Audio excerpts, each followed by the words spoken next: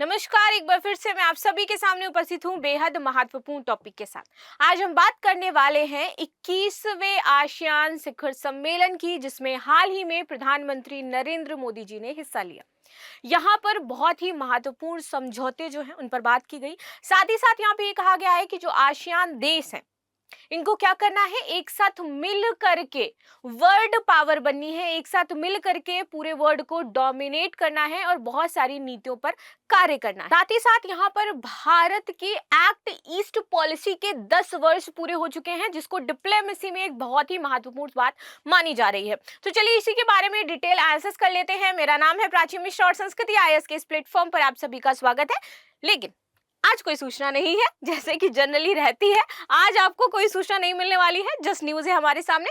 तो प्रधानमंत्री नरेंद्र मोदी 21वें आसियान भारत शिखर सम्मेलन और 19वें पूर्वी आसियान शिखर सम्मेलन में शामिल हुए। ठीक है, आगे बात कर लेते हैं। ये जो 21वां आसियान शिखर सम्मेलन था, आखिर कहां पर आयोजित हुआ? तो ये आपका आयोजित हुआ था लाओ पीडीआर के वियतनाम में। ठीक है, क्यों? क्योंकि यही वर्तमान में अध्यक्ष है इसका। ठीक है, और इसने ही यहाँ पर अपने यहाँ आयोजित करवाया था। तो आसियान भारत शिखर सम्मेलन की मेजबानी आसियान के वर्तमान अध्यक्ष किसने करवाई है? लाओ पीडीआर ने करवाई है। ठीक है, आसियान भारत सम्मेलन में प्रधानमंत्री नरेंद्र मोदी ने 10वीं बार अभी तक हिस्सा लिया है। आसियान बहुत ही ज्यादा महत्वपूर्ण हो जाता है यदि स्ट्रेटेजिकली तौर पर देखें तो भी, क्योंकि बहुत सारी इसमें जितनी भी आपकी मोस्टली कंट्रीज है उनसे हमारे जो व्यापारिक संबंध है वो भी काफी बहुत अच्छे हैं। हमें उन व्यापारिक संबंधों को और भी प्रगाढ़ बनाना है और भी सुदृढ़ करना है, ताकि दोनों ही देश की जो आपसी संबंध है, जितने भी कंट्रीज हैं उनसे अच्छे बन सके, साथ ही हमारे यहाँ की जो इकोनॉमी है वो अच्छे से बूस्ट कर पाए। आगे बात करते हैं। इसमें आसियान देशों के अन्य शासनाध्यक्षों के साथ भारत और आसियान के बीच संबंध की प्रगति की समीक्षा की गई कि अभी तक हमने जितनी भी डील साइन करी हैं, जितने भी हमने अभी तक समझौते किए हैं, तो उसमें अभी तक हम किस स्टेज पर पहुंचे हैं, कितनी प्रगति हुई है और उसको और आगे बढ़ाने के लिए हमें और आगे क्या करना पड़ेगा। ठीक है, तो इस तरीके से यहाँ पर समीक्षा की गई। आगे बात करते हैं। पूर्वी एशियाई शिखर सम्मेलन में आसियान के 10 सदस्य और 8 साझेदार देश कौन कौन से हैं? ऑस्ट्रेलिया है, चीन है, भारत, जापान, दक्षिण कोरिया, न्यूजीलैंड, रूस और अमेरिका शामिल हुए थे। यहाँ पर इस बार न्यूजीलैंड के साथ बहुत सारे समझौते जो है वो भारत ने साइन किए हैं। क्या है ये आगे देखेंगे हम। तिमोर लेस्टे को ईएस के पर्यवेक्षक का दर्जा दिया गया है। तो ये पॉइंट आपको याद रखना है, एग्जाम में आपसे पूछा जा सकता है कि पर्यवेक्षक का दर्जा अभी जो इस बार हुआ है आपका 21वां आसियान शिखर सम्मेलन, तो इसमें किसको दिया गया है? तो तिमोर लेस्टे को दिया गया है। ठीक है, आगे बात कर लेते हैं। प्रधानमंत्री ने आखिर क्या कहा? प्रधानमंत्री ने बोला कि ये जो 21वीं सदी भारत है और आसियान देशों की सदी होनी चाहिए, कि 21वीं सदी में जो हमारे आसियान देश हैं वो क्या करें? प्रगति करें। 21वीं सदी इंडिया और आसियान देशों की सदी है। आज जब दुनिया के कई हिस्सों में संघर्ष और तनाव की स्थिति है, तो भारत और आसियान की मित्रता, संवाद और सहयोग बहुत महत्वपूर्ण हो जाता है। तो यहाँ पर प्रधानमंत्री ने नो डाउट मिडिल ईस्ट के बारे में बात करी है, जहां पर आपका ईरान इराक युद्ध छिड़ा हुआ है, एक तरफ हिजबुल्लाह, आप देखिए कि जो गाजा पट्टी वाला संघर्ष है वो भी छिड़ा हुआ, तो बहुत सारी जो जंग है, रूस यूक्रेन वॉर, ये छिड़ा हुआ है। तो इस तरीके से उन्होंने कहा कि भाई आज के टाइम में जहां दुनिया में संघर्ष चल रहे हैं, हमारा जो मित्रता है, हमारे जो देश हैं वो क्या है? सुरक्षित हैं और हमारी बातें बहुत इंपॉर्टेंस रखती हैं। आगे देख लेते हैं।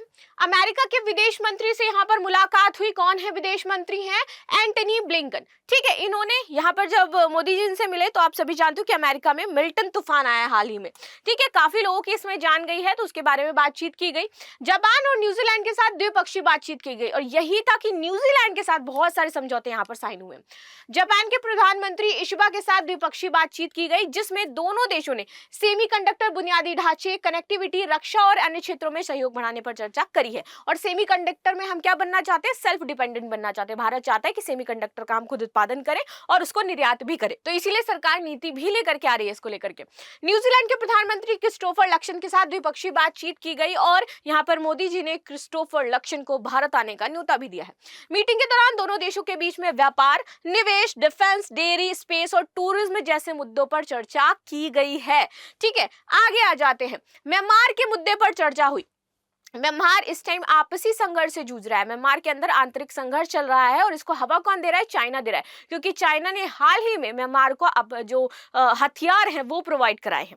यहाँ पर जैसे आप देख लीजिए, इंडिया में कुकी समुदाय है, मणिपुर में संघर्ष चल रहा है, तो ये भारत का आंतरिक संघर्ष है। वैसे ही म्यांमार में भी चल रहा है, सेना और वहां के कुछ समुदाय हैं उनके बीच में। तो सेना अपने ही लोगों को मार रही है, म्यांमार के ही लोगों को मार रही है, तो उसके बारे में भी चर्चा की गई, क्योंकि म्यांमार क्या है, हमारा पड़ोसी देश हो जाता है भाई। और यहाँ पर यदि कोई भी स्थिति इस तरीके से डावाडोल चल रही है, चाइना से चीजें इन्फ्लुएंस हो रही हैं, तो इंडिया के लिए अच्छा नहीं है।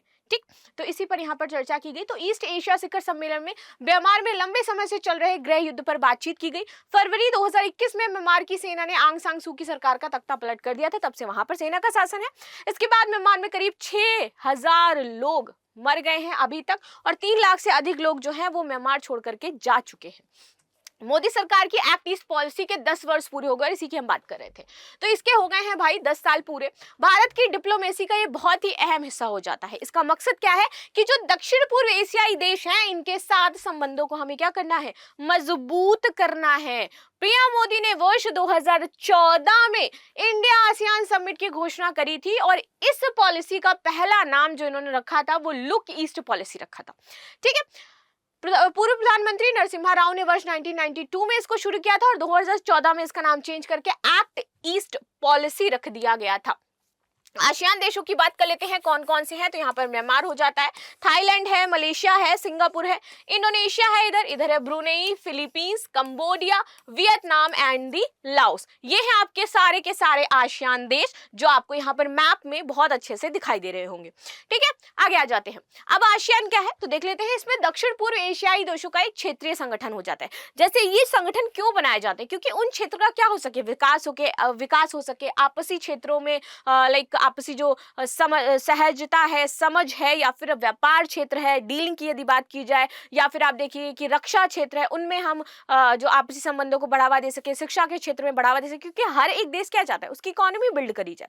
तो इसलिए ऐसे संगठन बनाए जाते हैं कि यदि मान लीजिए किसी देश पर अभी प्रॉब्लम आ गई है, ठीक है, तो ये सभी देश मिलकर के क्या करेंगे, उसकी रक्षा करेंगे। अगर आर्थिक तौर पर कोई दिक्कत है तो उसको आर्थिक सहायता भी प्रदान करेंगे। यदि उन देशों का कोई प्रोजेक्ट है, रुक रहा होगा, या फिर प्रोजेक्ट बनाने के लिए सहायता चाहिए होगी, तो ये सारे देश उनको प्रोवाइड करेंगे। तो इसलिए क्या हो जाता है, संगठन जो आपको बना दिया जाता है, ताकि एक दूसरे के जो परस्पर संबंध है वो अच्छे होते रहे और बातचीत चलती रहे। ठीक, चलिए आगे आ जाते हैं। इसकी स्थापना की बात करें तो 8 अगस्त 1967 में इसकी स्थापना की गई थी। 8 अगस्त को आसियान दिवस के रूप में भी मनाया जाता है। इस संगठन का मुख्य जो उद्देश्य हो जाता है कि दक्षिण पूर्व एशिया के देशों के बीच राजनीतिक, आर्थिक, सुरक्षा और सामाजिक संस्कृति सहयोग को हमें क्या करना है, बढ़ावा देना है। इसका एक आदर्श वाक्य भी है। आदर्श वाक्य क्या है, one vision, one identity, one community, ये इसका आदर्श वाक्य हो जाता है। इसका सचिवालय कहां पर है तो इंडोनेशिया की राजधानी जकार्ता में हो जाता है। वर्तमान में 10 सदस्य हैं, जैसे मैंने बताया था अभी। Indonesia, Malaysia, Philippines, Singapore, Thailand, Brunei, Vietnam, Laos, Myanmar and Cambodia. Last में आपके लिए क्वेश्चन हो जाता है कि निम्नलिखित पर विचार कीजिए। मलेशिया, फिलीपींस, चीन, थाईलैंड, भारत, उपयुक्त में से कितने देश आसियान समूह के सदस्य हैं? 1 3 4, 1 2 3, 1 2 3 4, 1 2 3 4 5। तो आप सभी मुझे कमेंट में अवश्य बताइएगा। मिलते हैं नेक्स्ट क्लास में, तब तक के लिए धन्यवाद। हाँ, लाइक शेयर सब्सक्राइब करना बिल्कुल भी नहीं देना, और आपके जो सजेशंस हैं वो अवश्य बताने हैं। Thank you.